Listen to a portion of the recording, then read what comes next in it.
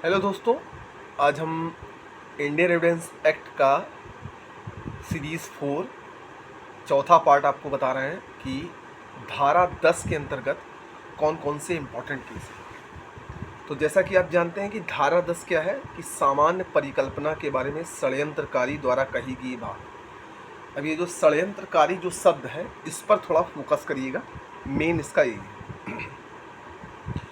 तो इसमें सबसे इम्पॉर्टेंट केस जो है वो है आर बनाम ब्लैक एंड टाई। आर बनाम ब्लैक एंड टाई 1844।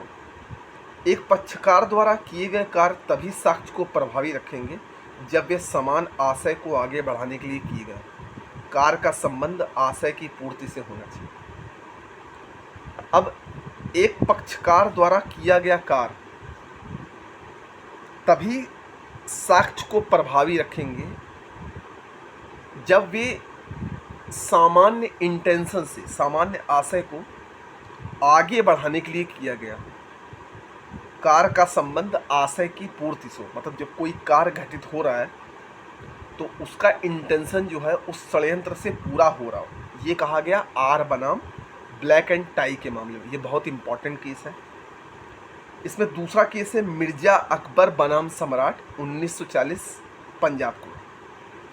धारा 10 के अंतर्गत समान आशय से तात्पर्य उस सामान्य आशय से है जो कि उसे अस्तित्व में रखता है, जबकि उनमें से एक ने बात कही या लिखी थी।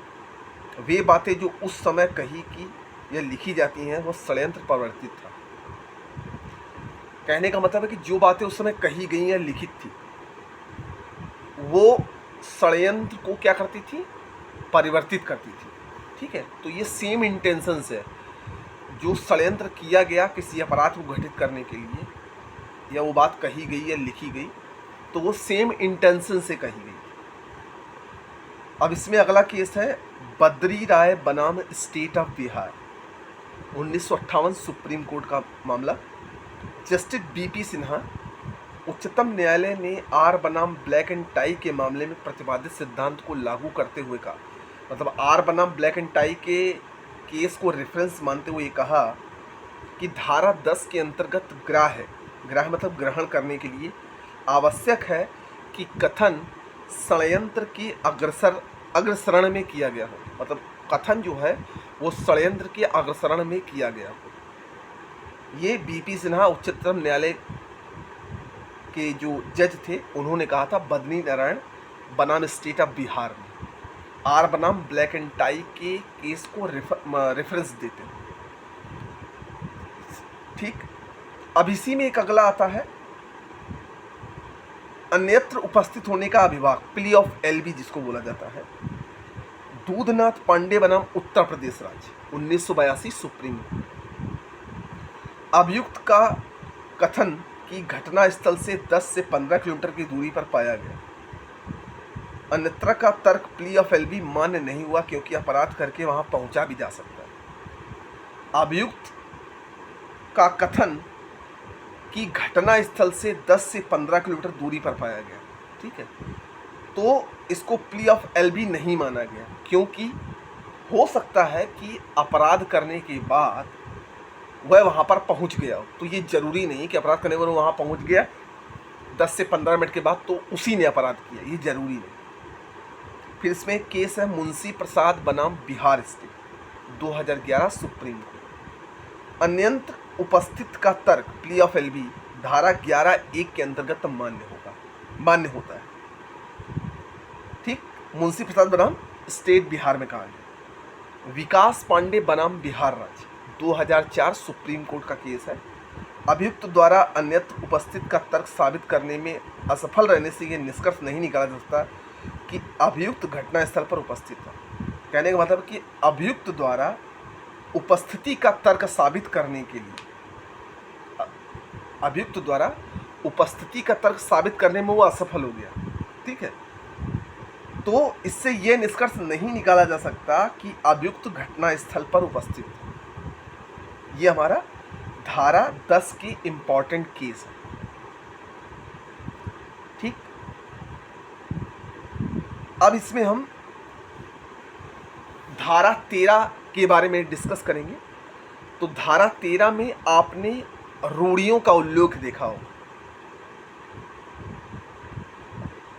तो रूढ़ियाँ कितने प्रकार की होती है? व्यक्तिगत रूढ़ी, सामान्य रूढ़ी और सार्वजनिक रूढ़ी। ठीक है। इसी के बाद आता है धारा 14, मन या शरीर की दशा या शारीरिक संवेदना का अस्तित्व दर्शाने वाले तत्व। कहने का मतलब है कि मैंने आपको बताया था धारा 14 में कि इंसान के हाव भाव से ये पता लगाया जाता है कि वह अपराधी है कि नहीं है। धारा 14 ये कहता है, जिसमें इंटेंशन, ज्ञान और जानकारी, सद्भाव, उपेक्षा या दुर्भाव या उतावलापन, ये सारी चीज़ें अगर मिलती हैं तो ये पता लगाया जा सकता है कि उस व्यक्ति ने अपराध किया है कि नहीं किया। अब इसमें देखिए बहुत ही फेमस केस है बेबी बनाम सेल्स 1916 का।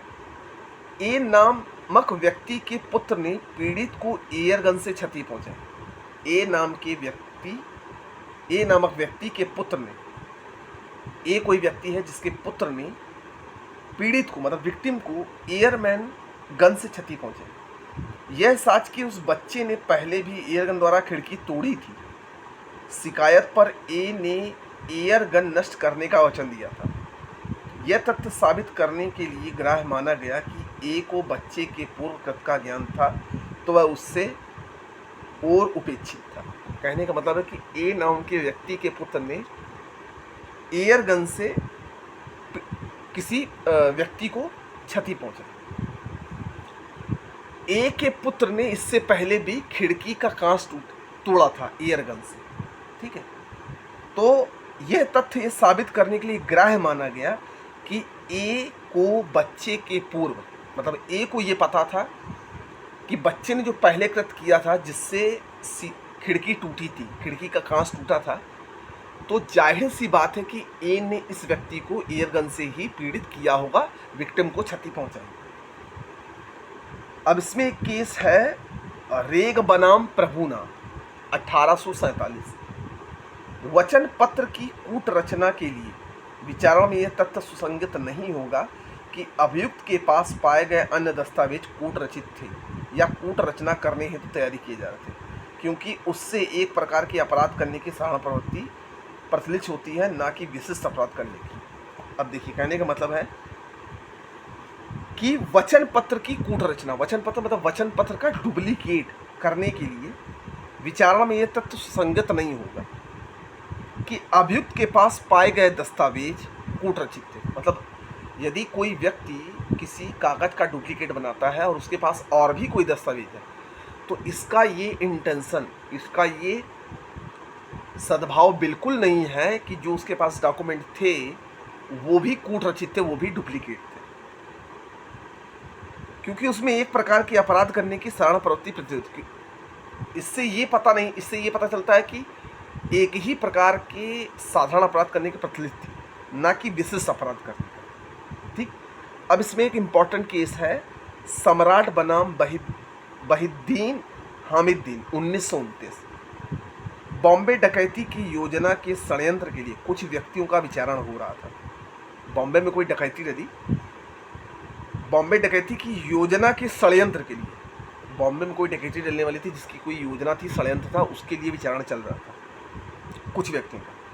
इस तथ्य को साबित करने की अनुमति नहीं दी गई, लेकिन इस फैक्ट को साबित करने की अनुमति नहीं दी गई कि कुछ व्यक्ति ऐसे समूह के सदस्य थे जो चोरी और डकैती करने के आदी थे। वो इसलिए दी गई कि कुछ व्यक्ति चोरी और डकैती करने के आदती थे, इसलिए इस बात को विचारण करने का टर्न ले दिया, क्योंकि वो एक योजना और षड्यंत्र कर रहे थे। मतलब घटना पूरी तरह से घटित नहीं हुई थी, तो जब घटना घटित नहीं हुई है तो उन व्यक्तियों का विचारण नहीं हो सकता। ये हमारा धारा 14 कहते हैं। तो आज के इस वीडियो में मैंने आपको सेक्शन 10, सेक्शन 11 और सेक्शन 14 के इम्पॉर्टेंट केस के बारे में बताया। इसको आप जिसने वीडियो को पूरा देखेगा इसको लिखिएगा, इम्पॉर्टेंट केस को बार बार रिवाइज करते रहिए ताकि आपको बार ध्यान रहे।